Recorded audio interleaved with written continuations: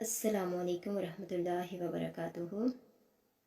عبدالستار ایدی مرحوم سے ایک انٹرویو میں پوچھا گیا، آپ نے ہزاروں لاوارث لاشیں دفنائی، کبھی کسی لاش کی بگڑی حالت یا اس پر تشدد دیکھ کر رونا آیا؟ انہوں نے آنکھیں بند کر کے گہری سوچ میں غوطہ زن ہوتے ہوئے کہا، تشدد یا بگڑی لاش تو نہیں، البتہ ایک مرتبہ میرے رضاکار ایک صاف ستھری لاش لے کر آئے جو تازہ انتقال کیے بوڑھے مگر کسی پڑھے لکھے اور کھاتے پیتے گھرانے کی لگ رہی تھی۔ اس کے سفید چاندی جیسے بالوں میں تیل لگا ہوا تھا اور سلیقے سے کنگھی کی ہوئی تھی۔ دھوبی کے دھلے ہوئے سفید اجلے کلف لگے سوٹ میں اس کی شخصیت بڑی باوقار لگ رہی تھی، مگر تھی وہ اب صرف ایک لاش۔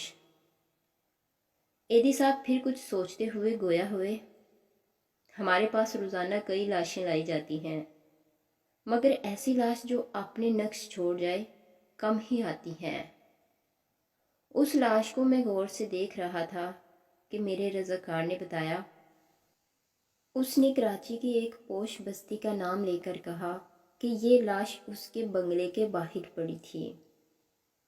ہم جو ہی بنگلے کے سامنے پہنچے تو ایک ٹیکسی میں سوار فیملی جو ہمارا ہی انتظار کر رہی تھی، اس میں سے ایک نوجوان برآمد ہوا اور جلد بازی کا مظاہرہ کرتے ہوئے ایک لفافہ ہمیں تھماتے ہوئے بولا، یہ تدفین کے اخراجات ہیں۔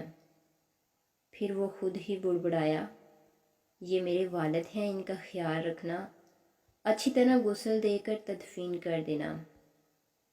اتنے میں ٹیکسی سے آواز آئی، تمہاری تقریر میں فلائٹ نکل جائے گی۔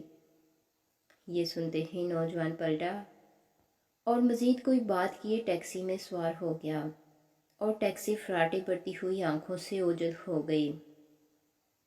ایدی صاحب بولے، اس لاش کے متعلق جان کر مجھے بہت دکھ ہوا اور میں ایک بار پھر اس بدقسمت شخص کی جانب دیکھنے لگا تو مجھے ایسے لگا جیسے وہ بازو اوپر کیے مجھے درخواست کر رہا ہو کہ ایدی صاحب ساری لاوارث لاشوں کے وارث آپ ہوتے ہیں، مجھ بدقسمت کے وارث بھی آپ بن جائیں۔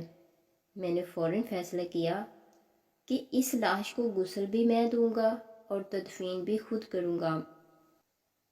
پھر جو ہی غسل دینے لگا تو اس اجلے جسم کو دیکھ کر میں سوچ میں پڑ گیا، جو شخص اپنی زندگی میں اس قدر معتبر اور حساس ہوگا، اس نے اپنی اولاد کی پرورش میں کیا ناز و نم نہ اٹھائے ہوں گے، مگر بیٹے کے پاس تدفین کا وقت بھی نہ تھا۔